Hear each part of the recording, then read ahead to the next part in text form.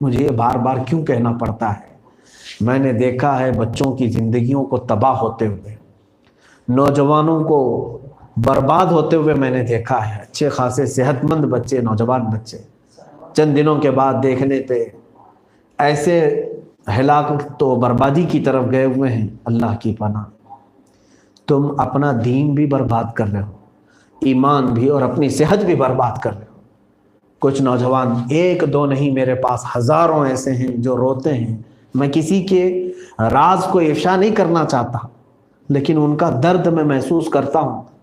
کیوں آج عمر 20 سال، 22 سال، 21 سال کی ہے، وہ صرف یہی کہتے ہیں جب ٹوٹ جاتے ہیں، کہا ہم برباد ہو گئے، ہم سے کچھ چیزیں نہیں چھوٹ پاتی۔ کہا کیا کرتے ہو؟ تمہارے لیے آج اتنا آسان نہیں ہے کہ تم فوراً جا کر کے زنا کر لو۔ کہا زنا سے بھی بدترین چیز ہو جاتی ہے، معاذ اللہ۔ عزیزان گرامی، یہ ایسی چیز ہمارے ساتھ آج موجود ہے، میں سمجھتا ہوں یہ ایٹم بم ہے جو تمہارے تمام اخلاقیات کو تباہ کر دیتی ہے چند ہی منٹوں میں۔ ان نوجوانوں کو بھی میں نے دیکھا جو الحمدللہ نماز کے پابند رہے اور دینی کاموں کے معاملات میں بھی وہ سرگرم ہیں، لیکن پھر بھی اپنے آپ کو ان تمام چیزوں سے بچا نہیں پا رہے ہیں۔ تو یہ کتنی خطرناک چیز تمہارے ساتھ ہے۔ اگر تم نے اپنے نفس کو کنٹرول نہیں کیا تو صرف تمہارے پاس موجود یہ موبائل ہی تمہیں ہلاک کر کے جہنم میں لے جانے کے لیے کافی ہے۔ اور ایک بات سمجھ کر کے چلیں، کوئی تمہیں اس وقت یعنی ایسا نہیں ہے جو ڈنڈے کے ڈر سے، اپنے مار کے خوف سے تمہیں یہ چھڑا پائے گا۔ کب تک؟ کچھ بچیاں وہ ہیں جو لڑکیاں ماں باپ کے ڈر سے موبائل چھپاتے رہتی ہیں، ادھر سے ادھر چھپاتی رہتی ہیں۔ کچھ نوجوان بچے، ٹھیک ہے تم پاسورڈ رکھ لو، فنگر پرنٹ کے ذریعے سے لاک کر لو، تمام چیزیں، کیوں بھائی نہ دیکھ لے، باپ نہ دیکھ لے، ماں نہ دیکھ لے۔ اے میرے عزیز، کاش تمہارے ذہن میں اتنی بات ہوتی، ہزاروں لوگ نہ دیکھیں مگر میرا مولا تو دیکھ رہا ہے، جس کے حضور مجھے حاضر ہونا ہے وہ تو دیکھ رہا ہے۔ میرے ماں باپ کیا، میرے بھائی بہن کیا، وہ خود اپنے حساب میں رہیں گے قیامت کے دن، ان کو اپنا خود کا حساب دینا ہوگا۔ لیکن مجھے خود کا میرا جو حساب دینا ہے، اس وقت میرے بھائیوں سے نہیں پوچھا جائے گا کہ تم دیکھ رہے تھے کہ نہیں دیکھ رہے تھے یہ جب گناہ کر رہا تھا، بلکہ رب تبارک و تعالیٰ نے خود ہمارے ساتھ نگراں فرشتے بھی مقرر کیا ہے۔ وہ اتنے ایکٹیو ہیں کہ قرآن کہتا ہے ما یلفظ من قول الا لدیہ رقیب عتید، تمہارے منہ سے ابھی لفظ نکلا نہیں رہتا کہ وہ دونوں فرشتے تیار بیٹھے ہوتے ہیں تمہاری چیزیں لکھنے کے لیے، کرامن اور کاتبین یعلمون ما تفعلون، جو کچھ تم کرتے ہو وہ سب جانتے ہیں۔ عزیزان گرامی وقار، آج ایک اور بات مجھے عرض کرنا ہے۔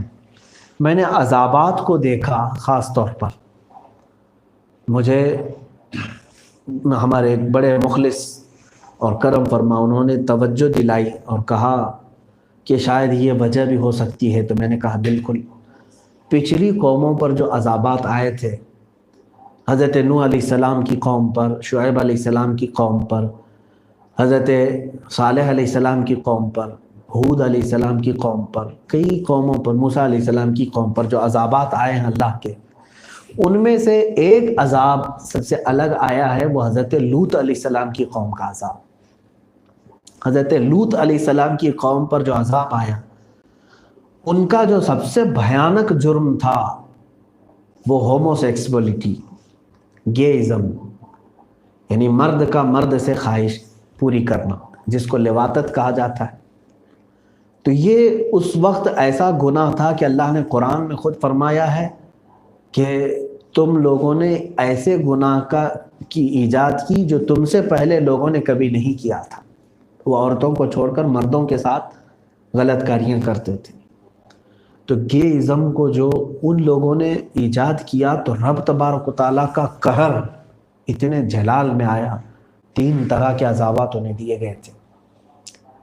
پہلے تو یہ ہے کہ ان کے اوپر اللہ تبارک و تعالیٰ نے نوکیلے پتھروں کی بارش کی تھی، نوکیلے پتھروں کی بارش کی، اور اس کے علاوہ رب تبارک و تعالیٰ نے ان پر طوفانی ہوائیں چلائیں، پھر ان کی زمین کو اٹھا کر پلٹ دیا گیا. فجعلنا عالیہا سافلہا وامطرنا علیہم حجارۃ من سجیل. اللہ نے فرمایا زمین کو اوپر تک لے جایا گیا اور پھر پلٹ کر کے نیچے پھینک دیا گیا. تو اللہ تبارک و تعالیٰ نے جو یہ سخت ترین عذاب دیا ہے ویسا عذاب پھر کسی دوسری قوم کو نہیں آیا. اندازہ کر رہے ہیں آپ جتنے نبیوں کے عذابات کو آپ دیکھیں گے, میں اپنی اسٹڈی کے مطابق بتاؤں سب سے خطرناک عذاب اور اللہ کا سب سے بڑا جلال جو دیکھنے کو ملا ہے وہ حضرت لوط علیہ السلام کی قوم پر, کیونکہ وہ جس طرح کے گناہ میں مبتلا تھے, حالانکہ دوسری قومیں انبیاء کو تک قتل کر چکی, بہت سارے یہودی انبیاء کو قتل کی, لیکن سب سے دردناک عذاب یہ لوط علیہ السلام کی قوم کو آیا. اب میں یہاں پر بتانا چاہ رہا ہوں میرے عزیزوں, وہی لوط علیہ السلام کے قوم کی خرابی آج پوری دنیا اس کو لیگل کرنا چاہ رہی ہے, لیگلی طور پر. کیا ہمارے انڈیا میں بھی یہ قانون پاس نہیں ہوا 377 غالباً کہ مرد مرد سے شادی کر سکتا ہے, عورت عورت سے شادی کر سکتی ہے؟ کیسی بے حیائی کا زمانہ ہم دیکھ رہے ہیں آج, اور دوسری قومیں آج اس کو پروموٹ کر رہی ہیں. ایک بات یاد رکھنا کہ یہ دجالی تنظیمیں, خاص طور پر الومیناٹی, پوری دنیا میں شادی کا نظام ختم کرنا چاہتی ہے تاکہ لوگوں کی پاپولیشن کو ختم کرنے کے لیے ان کے پاس یہی سارے راستے ہیں کہ لوگ شادی نہ کریں تاکہ بچوں کی ولادت نہ ہو. مرد مرد سے اپنی خواہش پوری کرتا رہے, عورتوں کی طرف نہ جائے, تو نسل انسانی ویسی رک جائے گی. اس سلسلے میں دنیا نے بہت ساری ایجادیں کی ہیں کہ انسان اپنی خواہشات کو پوری کرنے کے لیے وہ جو اللہ تعالیٰ نے حلال طریقہ رکھا ہے اس کو چھوڑ کر کے انہوں نے ساری چیزوں کو پروموٹ کیا ہے. شادی کو تو یہ کہتے ہیں, یہ تو ایسا دقیانوسی پن ہے اس کے اندر, یہ بہت ہی پرانے خیالات ہیں اس کے اندر. میرے عزیزو, شادی کو ان لوگوں نے تباہ و برباد کرنے کے لیے کئی چیزیں, حتیٰ کہ پورے بازاروں میں انہوں نے اپنے نفس کی خواہشات پوری کرنے کے لیے سیکس ٹوائز بنائے, یعنی کھلونے بنائے تاکہ ان سے مرد کھیلے اور اپنی نفس کی خواہش پوری کر لے. بلکہ یورپین کنٹریز میں ایسے بھی کہ سلیکون کی گڑیاں, ڈالز بنائے گئے, عورتیں بنائی گئی, جیسی چاہے تم ویسی عورت لے لو اور اس کے ساتھ زندگی گزارو. معاذ اللہ رب العالمین. یہ دنیا یہ چاہتی ہے کہ اللہ نے جو قوانین بنائے حلال طریقے سے تم ہٹ جاؤ اور اپنے نفس کے انہی تباہ کاریوں میں تم خود تباہ ہو جاؤ, برباد ہو جاؤ. آج میں خاص طور پر ان تمام چیزوں سے تمہیں اٹھانا چاہتا ہوں, بیدار کرنا چاہتا ہوں. اللہ رب العزت کا اس سے بھی خطرناک عذاب آ جاتا آج کے زمانے میں. میں سمجھتا ہوں لوط علیہ السلام کی قوم نے جو ایجاد کیے اس سے 4 قدم آگے بڑھ کر کے آج ان لوگوں نے ایجادات کیے. اس زمانے میں اپنے خواہشات کو پورا کرنے کے لیے نکلی گڑیاں, ڈالز نہیں بنائے گئے ہوں گے. وہ گیئزم کے شروعات تو ان کے زمانے میں رہی, لیکن اس زمانے میں اور 4 قدم آگے بڑھے. میں سمجھتا ہوں اللہ کا اس سے بھی ہولناک عذاب آتا اگر میرے مصطفیٰ صلی اللہ علیہ وسلم ہمارے درمیان نہ ہوتے. یہ اللہ کا وعدہ ہے, ویسا خطرناک عذاب اب امت محمدیہ پر نہیں دیا جائے گا, لیکن ویسا عذاب نہ آئے, لیکن اس سے کم عذابات تو آ ہی جائیں گے. اور میں سمجھتا ہوں اس زمانے کا سب سے بدترین عذاب کچھ ہے تو وہ یہ ہے کہ آپ نفس کی خواہشات میں ایسے ملوث ہو گئے کہ کفر پر آپ کی موت آ گئی. اور یہ اللہ کی سب سے بڑی پکڑ ہے کہ دنیا میں ختم ہونے کے بعد جب تم آخرت میں جاؤ گے اپنے کفر کی بنیاد پر جہنم میں ڈالے جاؤ گے. 100 سال, 1000 سال, لاکھ سال, کروڑ سال, نہیں پتا کتنے سال, بلکہ ہمیشہ کے لیے دوزخ میں رہ جاؤ گے اگر کفر پر موت ہو گئی. ڈرو اس بات سے. فاتقوا النار التي وقودها الناس والحجارہ, ڈرو اس آگ سے جس کا ایندھن اللہ نے انسانوں کو اور پتھروں کو بنایا ہے. اعدت للکافرین, جو کافروں کے لیے تیار کی گئی ہے. قرآن میں اللہ نے فرمایا یا ایھا الذین آمنوا قوا انفسکم واہلیکم نارا, اے ایمان والو اپنے آپ کو اور اپنے اہل کو, اپنے گھر والوں کو بچاؤ اس آگ سے. وقودها الناس والحجارہ، جس کا ایندھن لوگ اور پتھر ہیں، علیہا ملائکۃ غلاظ شداد لا یعصون اللہ لا یعصون اللہ ما امرہم، اس پر اللہ کے سخت ترین فرشتے مقرر ہیں جو اللہ کی ایک پل کے لیے بھی نافرمانی نہیں کرتے۔ اے میرے عزیزو، آج کی اس ماحول میں آپ کو میسیج یہ دینا چاہوں گا، جتنا اپنے آپ کی تربیت کر سکتے ہو کرو۔ پہلے دور میں یہ جو آج آپ دیکھ رہے ہیں عملیات، تعویذ، بہت ساری چیزوں کے لیے آپ کچھ عاملین کے پاس جاتے ہیں۔ عامل کون ہوتا تھا جانتے ہیں آپ؟ آج بھی عملیات کی جو مشہور و معروف کتابیں اٹھا کر کے دیکھیں، اعلیٰ حضرت فاضل بریلوی رضی اللہ تعالیٰ عنہ کی تعلیمات سے اخذ کی ہوئی جو کتابیں ہیں، شمع شبستان رضا، مجموعہ اعمال رضا، جو معتبر کتابیں میں آپ کو بتا رہا ہوں، جس پر اکثر علماء اکرام کا مطالعہ رہتا ہے، ان کتابوں میں بھی عامل کے لیے جو شرائط رکھے گئے ہیں آپ دیکھیں۔ آپ کی تعویذ اثر کب کرتی ہے، آپ کے دعا درود دم میں کب اثر ہوتا ہے، اس کے لیے انہوں نے یہ رکھا ہے کہ کچھ اعمال کے کچھ وظائف ایسے ہیں جن کی زکوٰۃ دینی ہوتی ہے۔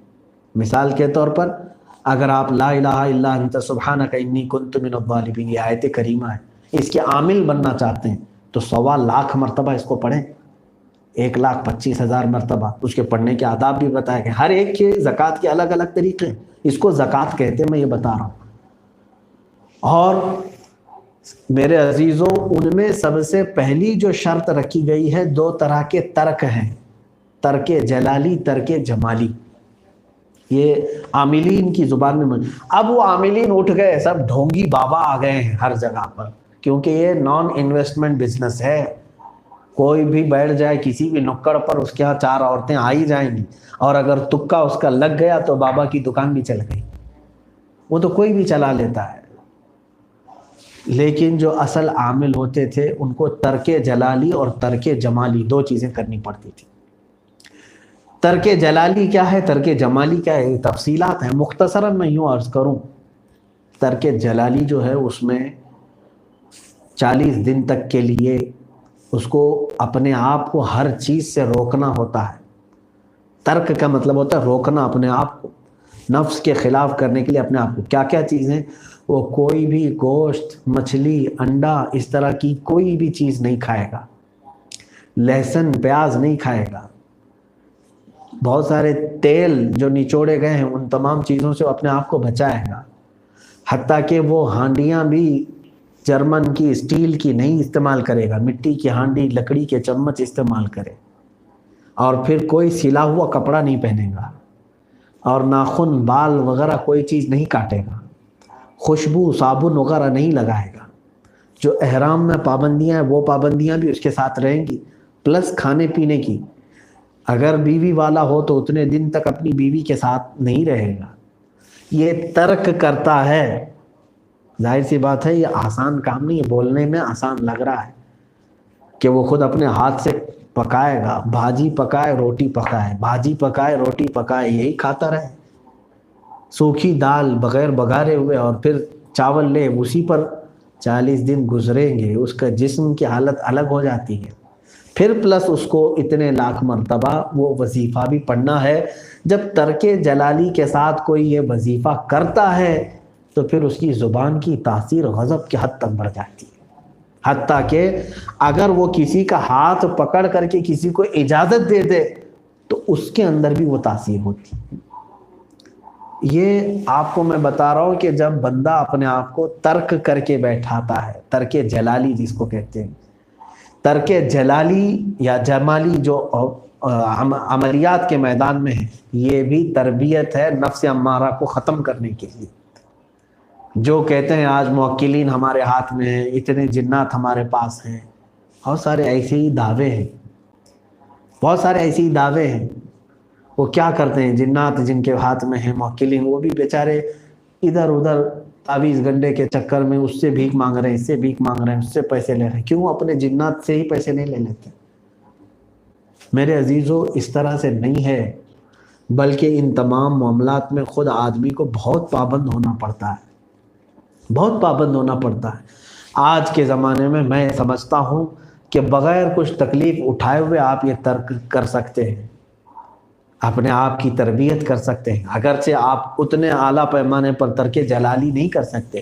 ترک جمالی میں ایسا ہے کہ محض وہ چند چیزیں چھوڑ دے، کپڑے تو پہن سکتا ہے جیسے سلے ہوئے کپڑے، باقی سب استعمال کر سکتا ہے، لیکن گوشت، مچھلی، انڈا وغیرہ جو اس طرح کی چیزیں نان ویج، ان سے اپنے آپ کو بچائے رکھے، اس کو ترک جمالی کہتے ہیں۔ اس میں بھی اس کی تاثیر ہے، وہ چھوٹا ترک ہے۔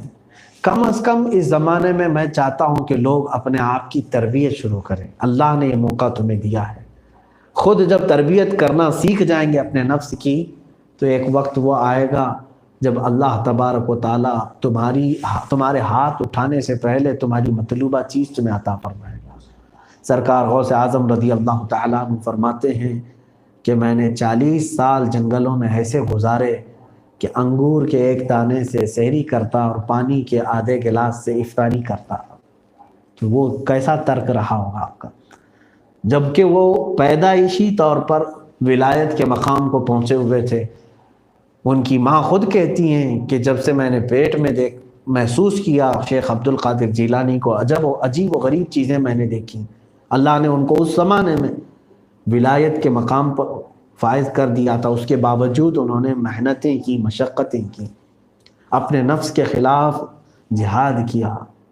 آج اسی چیز کی ضرورت ہے، رمضان المبارک آ رہا ہے، میں سمجھتا ہوں آپ بازار سے بچ گئے ہیں، بہت سارے سینما تھیٹر سے بچ گئے ہیں، لیکن میرے عزیزو اس ماہ مبارک میں ایک اور روزہ رکھ لو۔ اس موبائل فون کا استعمال ہو سکتا ہے اس کو زندگی سے الگ کرنا ابھی بہت مشکل ہو گیا ہے، بہت کٹھن ہو گیا ہے، لیکن کیا ایسا ہو سکتا ہے کہ ہم سحری پر انٹرنیٹ بند کر دیں تو افطاری تک ہمارا انٹرنیٹ آن نہ ہو؟ کیا ہم ایسا کر سکتے ہیں؟ میں سمجھتا ہوں اگر کر لے گئے چند دنوں ہاتھوں میں کھجلی بھی ہوگی، اگر زیادہ ادھر ادھر ہاتھ نہیں گھومے، فیس بک کو نہیں اسکرول کیے اور واٹس ایپ کے میسیجز نہیں دیکھے، تو ذہن میں ایک کپ کپی سی آتی رہی، ظاہر سی بات ہے اس کے ایڈکٹ ہو چکے ہیں آپ، نشہ ہو چکا ہے آپ کو۔